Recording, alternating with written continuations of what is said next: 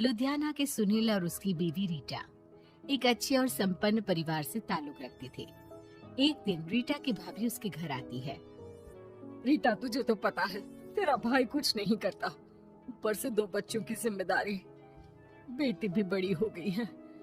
तू तो बुआ है, कुछ मदद कर सकती है तो कर देना। कहाँ पैसे हैं भाभी, बस समझ लो किसी तरह हम लोग भी दिन काट रहे हैं। 2 ही तो कार है और मेरी बेटी भी बड़ी हो रही है। अब उसके लिए कार लेनी है तो 10 लाख का खर्चा तो लग ही जाएगा। तभी वहाँ सुनील आ जाता है। अरे शशि, क्या है, तू हमेशा पैसों के लिए परेशान क्यों रहती है? वैसे क्या जरूरत थी बेटी की शादी इतने बड़े घर में तय करने की?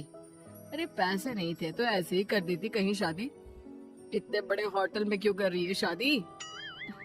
लेकिन यहाँ तो मामला शादी का है, डेट तय है। दरअसल तेरे भतीजे के पीएफ के पैसे आने हैं, पर उसमें देर हो रही है। जैसे ही पैसे आ जाएंगे मैं तेरे अकाउंट में डलवा दूंगी। ठीक है, हम लोग सोचकर बताएंगे। तभी वहाँ भतीजा आ जाता है। फूफा जी, आप लोग ही मदद कर सकते हैं, वरना तो कैसे काम होगा समझ में ही नहीं आ रहा। मैं वादा करता हूँ जैसे ही पैसे आ जाएंगे मैं आप लोगों को वापस कर दूंगा। हाँ भाई, ठीक है। अब देख भाई, हमारे लड़के तो सारा दिन घर पर पड़े रहते हैं, ना कमाते हैं ना कुछ कमाने की इच्छा रखते हैं। लेकिन चल, ये ले, कितने पैसे चाहिए? जी 4 लाख रुपए। ठीक है, लेकिन पैसे ध्यान से वक्त पर वापस लौटा देना।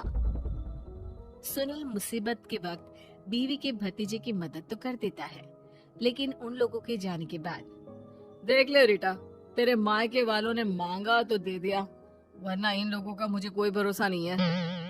अरे क्यों भरोसा नहीं है?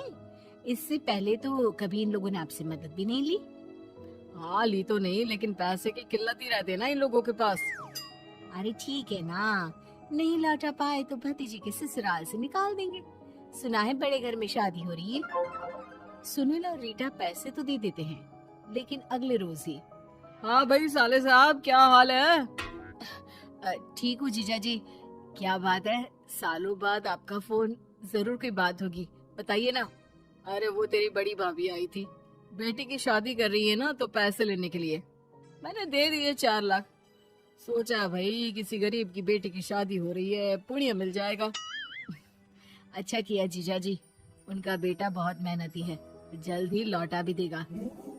वहीं रीटा भी फोन करके हर किसी को पैसे देने की बात करती है। रीटा की भाभी शशि के पास उसके भाई का फोन आता है। तूने सुनील से पैसा लिया है क्या? नहीं भाई, सिर्फ बात की है, बोल तो रहा है कि दे देगा। वो लोग मदद करने वालों में से नहीं है, और मदद कर भी दे लेकिन समाज में गा गा कर हालत बुरी कर देते हैं। अब गाने दीजिए ना भाई, मैं क्या कर सकती हूँ, मेरे पास कोई ऑप्शन भी तो नहीं है। बेटी की अगले हफ्ते शादी जो है। शशि की बेटी की शादी हो जाती है, लेकिन शादी के 1 महीने बाद ही सुनील का फोन भतीजे के पास आता है। हाँ भाई, शादी तो हो गई हम लोगों की दुआ से। अब देख, ऐसा ही फायदा होता है पैसे वाले रिश्तेदार हो तो। तेरे वक्त पर हम कैसे खड़े हो गए थे, लेकिन अब पैसा लौटा दे भाई। जी, मैंने पीएफ के लिए अप्लाई कर दिया था, उसके नोटिफिकेशंस मैं आपको भी भेज देता हूँ। मुझे लगता है 10 दिन में पैसे आ जाना चाहिए। जैसे ही पैसा आएगा मैं आपके अकाउंट में डाल दूंगा। और ना जी ना, कोई नोटिफिकेशन नहीं चाहिए, पैसा चाहिए, पैसा। ठीक है अंकल, बस 10 दिन का समय दे दीजिए। अभी हफ्ता भी पूरा नहीं होता कि भतीजे के पास उसके गांव के दूर के चाचा का फोन आता है। और बेटा क्या बात है, सुनील के कोई पैसे ले रखे हैं तो दे क्यों नहीं देता? आज चाचा जी बात तो हुई थी, 10 दिन का वक्त मांगा है, उम्मीद है हो ही जाएगा। अरे फोन कर रहा है, रोज बता रहा था कि बेटी की शादी में मदद की थी। अब क्या है ना, भले ही शादी 10 दिन रोक देते, लेकिन सुनील से मदद नहीं लेनी चाहिए थी। याद है ना, मधु की मदद करके कितना बदनाम कर दिया था उसने पूरे घर को सोसाइटी में। हाँ चाचा जी, मैं भी यही सोच रहा था कि उन लोगों से मदद नहीं लेनी चाहिए थी। कई लोगों के फोन आ चुके हैं। वही रीटा अपनी भाभी को फोन कर देती है। क्या है भाभी, कब पैसे लौटाओगी? पता है ना ये कितना बोल रहे थे, तुम्हारे बोलने पर मैंने पैसे दिए हैं। भाभी अब तो आपके बेटे की कार बेच दो और हम लोगों के पैसे दे दो। अरे लेकिन रीटा, बात तो 3 महीने की हुई थी ना, अभी तो 2 महीने भी नहीं हुए पैसा लिए, थोड़ा तो सब्र करो। नहीं नहीं भाभी, वैसे मेरा बेटा टिक्कू आ रहा है आप लोगों के घर रहने के लिए, उसको अच्छे से खिलाना पिलाना, समझी? भाभी को समझ में नहीं आता कि वो क्या करे। वो बेटे से बात करती है। अरे माँ, इन लोगों से मदद लेकर सच में बहुत बड़ी गलती कर दी। मुझे खुद समझ में नहीं आता कि कैसे इन लोगों के पैसे जल्द से जल्द दे दूं। तभी डोरबेल बजती है और रीटा का बेटा टिक्कू घर में आता है।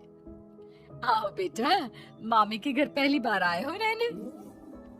आप पापा बोल रहे थे कि आप लोग पैसे का ब्याज तो दे नहीं पाओगे, तो तब तक मैं यहीं रह लूं। और हाँ, मैं एसी के बिना नहीं सो पाता। आप लोग अपना देख लेना और पैसे जल्दी लौटा देना, क्योंकि मैं थोड़ा जल्दी जाना चाहता हूँ। रीटा का फोन शशि के पास आता है। भाभी, पैसे कब तक दोगे?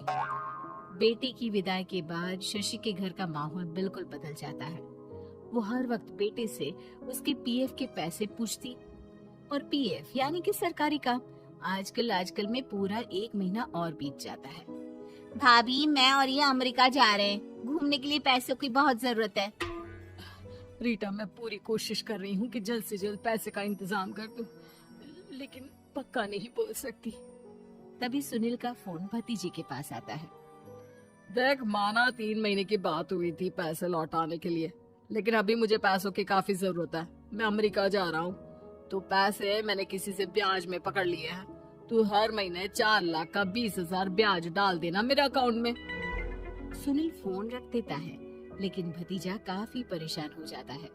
वो ऑफिस से शाम को घर आता है कि माँ पूछती है, क्या हुआ बेटा? बेटा माँ को सारी बात बता देता है। माँ भगवान के सामने हाथ जोड़कर खड़ी हो जाती है और रोने लगती है कि तभी बेटे का मोबाइल पर मैसेज बजता है। माँ, पीएफ के पैसे आ गए। और वो ऑनलाइन ही सुनील के पैसे वापस कर देता है। भला हो भगवान का। लेकिन आज एक बात तो समझ में आ गई, मदद हमेशा उन लोगों से लो जो मदद के बदले आपसे मदद में दी गई रकम ही वापस लें, ना कि समाज में आपकी इज्जत।